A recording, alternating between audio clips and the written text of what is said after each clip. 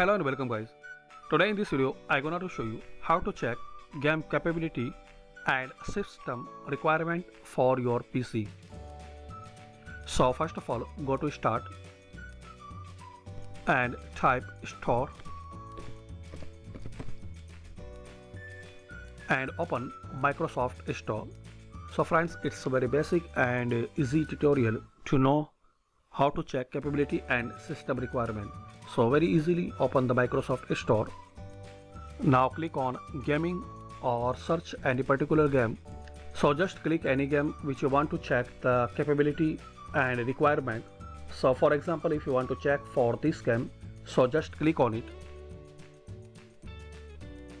So here you will find the capabilities for this game like PC, mobile device and Surface, and in here you will find system requirements. So just click on system requirements and check your PC is able to fulfill this requirement or not. So that's it.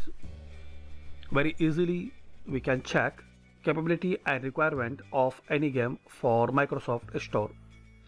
I hope you like this video. Thanks for watching this video.